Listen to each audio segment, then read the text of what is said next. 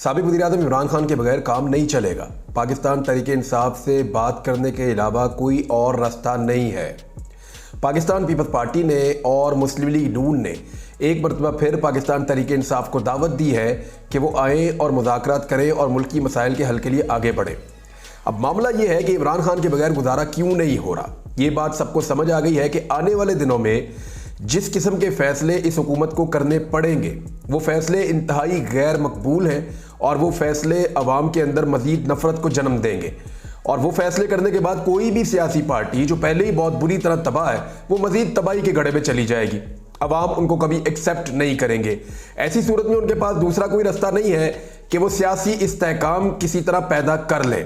सियासी इस्तेहकाम पैदा करने के लिए पाकिस्तान तहरीक इंसाफ जो है उसके साथ बातचीत करनी पड़ेगी। यानी आज राणा सनाउल्लाह, इसहाक डार, पाकिस्तान पीपल्स पार्टी के दीगर लोग और बहुत सारे लोग हैं जो अब सबके नाम क्या ले लें, लेकिन ज़्यादातर लोग ये चाह रहे हैं कि इमरान खान साहब को किसी तरह टेबल पे ला सके या पाकिस्तान तहरीक इंसाफ को किसी तरह मुज़ाकरात की टेबल पे ला सके। पाकिस्तान तहरीक इंसाफ ने भी मुज़ाकरात के लिए एक अजीबोगरीब बात की है। वो मुझे पाकिस्तान तहरीक इंसाफ का मौक़िफ़ तो लगता नहीं है, लेकिन शहरियार अफरीदी साहब का अपना मौक़िफ़ है और उन्होंने जो बात की है एक नुक्ता नज़र से वो बात ठीक है और दूसरे नुक्ता नज़र से इंतहाई काबिल एतराज़ है। इमरान खान साहब ने इसी हवाले से जो हाल ही में एक स्टेटमेंट दिया है वो स्टेटमेंट पहले आप सुन लीजिए, फिर आपको बताऊंगा कि पाकिस्तान तहरीक इंसाफ से बात करना मजबूरी क्यों बन गई है, यानी क्यों फंस गए सारे के सारे। हुकूमत आ गई है, मरियम नवाज जो है, शहबाज शरीफ जो है और बिलावल सबकी मौज लगी हुई है, सारे के सारे हुकूमत के अंदर मौजूद है। सिंध में उनकी हुकूमत है, पंजाब में इनकी हुकूमत है, वफाक में उनकी हुकूमत है, बलूचिस्तान में उनकी हुकूमत है, सिर्फ खैबर पख्तूनख्वा में नहीं है और वो कोई इतना बड़ा खतरा नहीं है। तो इसके बावजूद सारे घबराए हुए क्यों हैं, सारे परेशान क्यों हैं और इमरान खान की तरफ एड़ियां उठा उठाकर क्यों देख रहे हैं कि इमरान खान इनकी बात मान ले। यानी सख्तियां की जाती है, कभी इमरान खान का भांजा गायब हो जाता है, पता ही नहीं चलता कि वो कस्टडी के अंदर ही कहीं और चला गया है और वो पता ही नहीं चल रहा। इमरान खान की बहनें भी बता रही हैं। अब उस बहन की हालत आप देखिए, उसका इकलौता भाई है और इकलौता बेटा है। इकलौता भाई भी जेल में है और इकलौता बेटा भी जेल में है और वो गायब भी है, उसका पता नहीं चल रहा था। यानी इस किस्म के प्रेशर डाले जाते हैं, कभी दीवारें बनाई जाती हैं, कभी शीशे लगाए जाते हैं, कभी कैमरे लगाए जाते हैं, कभी मुलाकातें रोक दी जाती हैं, कभी पाबंदियां लगा दी जाती हैं, कभी बयानात रोक दिए जाते हैं, कभी एक के बाद एक सजा दी जाती है। सारा कुछ करके देख लिया इमरान खान के खिलाफ। तो इमरान खान कहता क्या है ये सुनिए। मेरी कौम जान ले कि मुझे सरासर जाली, झूठे, मन घड़त और बेबुनियाद मुकदमात की पादाश में गुज़िश्ता 9 माह से जेल में कैद किया गया है। मुझे अगर 9 साल या इससे भी ज्यादा अरसे के लिए जेल में कैद रहना पड़ा तो रहूंगा। मेरी कौम को गुलामी की जंजीरों में जकड़ने वालों से कोई डील नहीं करूंगा। ये इमरान खान साहब ने क्लियर कह दिया। 9 महीने हुए मुझे, अभी 9 साल मजीद भी मुझे बंद करे ना तो मेरी कौम को गुलामी की जंजीरों में जकड़ने वाले जो हैं उनसे मैं कोई डील नहीं करूंगा। मामला इमरान खान साहब का शुरू हुआ था इस बात से कि हम गुलाम नहीं हैं, एक आज़ाद मुल्क है, हम अपने फैसले खुद करेंगे, हम दोस्ती सबके साथ करना चाहते हैं, वर्किंग रिलेशन चाहते हैं, मुज़ाकरात करना चाहते हैं, लेकिन हम आंखें बंद करके तमाम चीज़ों के ऊपर अमल दरामद नहीं करेंगे। आप मेरे मुल्क को किसी और मुल्क पे हमले के लिए इस्तेमाल नहीं कर सकते। मेरे मुल्क के लोगों की जान भी उतनी कीमती है जितनी आपके मुल्क के लोगों की जान कीमती है। ये बला बला बहुत सारी ऐसी चीज़ें थी। इमरान खान साहब को जो है वो सारे मामलात में बड़े तहफ़्फ़ुज़ात थे। कौम जो है उसने ये बातें सुनी और उनके दिल में घर कर गई। अब इमरान खान ये कह रहे हैं कि जिन लोगों ने ये सब किया है या कौम को गुलामी की जंजीरों में जकड़ने वाले जो लोग हैं उनके साथ में डील करने नहीं जा रहा। आप बेहतर समझते हैं वो कौन लोग हैं, लेकिन अब उस मामले पे आ जाए कि पाकिस्तान तहरीक इंसाफ क्यों सबके लिए ज़रूरी है, उसके बगैर गुजारा क्यों नहीं हो रहा, इमरान खान के बगैर काम क्यों नहीं चलेगा।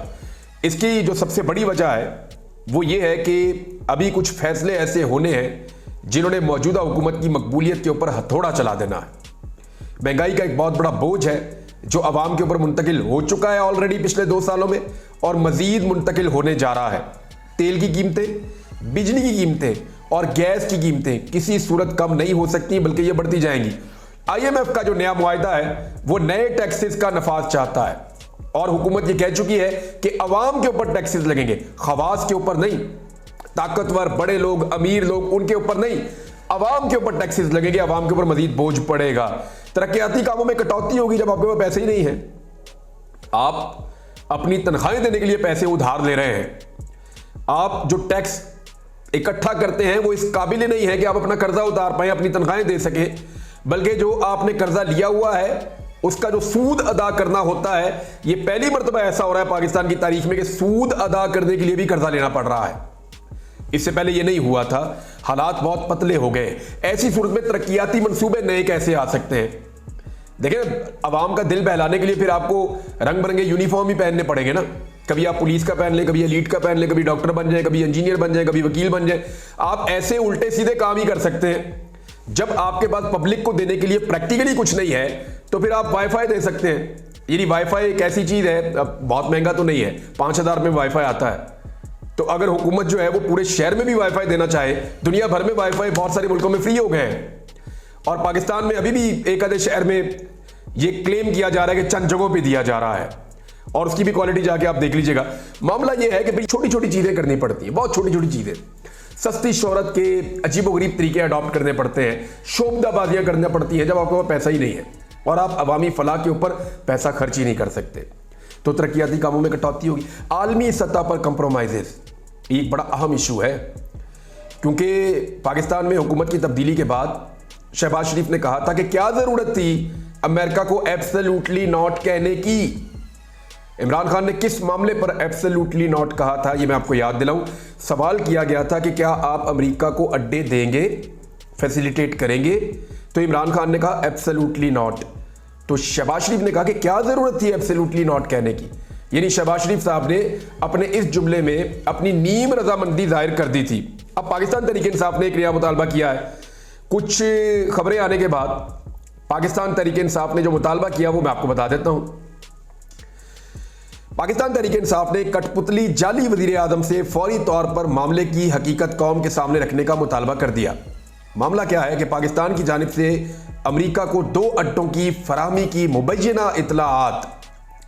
तहरीक इंसाफ के तर्जुमान ने कहा कि कौम को एतमाद में लिए बगैर अमेरिका को हवाई अड्डों की फराहमी की मुबैना इतलाआत नहायत तशवीशनाक, कौमी मफादात से मुतसादिम और हुकूमत से फौरी जवाब तलबी की मुतकाजी हैं। यानी हुकूमत फौरन जवाब दे इसके ऊपर। रजीम चेंज साजिश और बानी चेयरमैन तहरीक इंसाफ इमरान खान को सियासत से माइनस करने के मजमूम मनसूबों के मुहर्रिकात कौम पर नुमाया हो रहे हैं। यानी वो बता रहे हैं कि ये वजूहात हैं जिसकी बिना पर इमरान खान को भी फारिग किया गया और हुकूमत भी फारिग की गई। अवामी मैंडेट पर खुले डाके के नतीजे में कायम करदा सरकार खारजा अमूर और कौमी सलामती से जुड़े हसास मामलात में कौमी उमंगों से मुतसादिम रविश की जानिब बढ़ रही है। यानी कौम कुछ और चाहती है, हुकूमत कुछ और चाहती है। भारत, इसराइल और अमेरिका के हवाले से गासिब हुकूमत की पॉलिसी नहायत गैर शफाफ, शकूक व शुबहात से भरपूर और कौमी मफादात की शर्मनाक सौदेबाजी पर मबनी है। यानी भारत नवाज, इसराइल नवाज या अमेरिका नवाज पॉलिसियां हैं मौजूदा हुकूमत की, ये इल्ज़ाम लगाया पाकिस्तान तहरीक इंसाफ ने।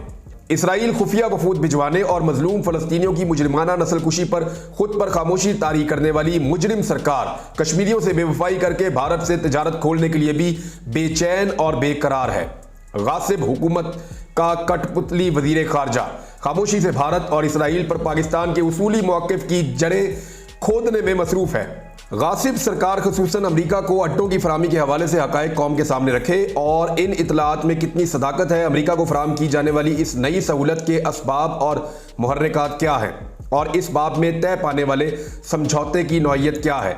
कौमी मफादात की सौदेबाजी पाकिस्तान को किसी नए इलाकाई तनाज़े या बैरूनी एजेंडे की भेंट चढ़ाने की कोई कोशिश कौम कबूल नहीं करेगी, ना तहरीक इंसाफ इसकी इजाज़त देगी। पाकिस्तान तहरीक इंसाफ पार्लिमान में भी इस मसले को उठाएगी और गासिब सरकार से जवाब मांगा जाएगा। तर्जुमान तहरीक इंसाफ। ये जो है पाकिस्तान तहरीक इंसाफ का जो ऑफिशियल एक ग्रुप है उसके अंदर ये खबर शेयर की गई है और वहां से फिर ये सोशल मीडिया पे आई। अभी तक ये खबर जब मैं आपको पढ़ के सुना रहा हूं तो ये पाकिस्तान के नेशनल मीडिया पे नहीं है।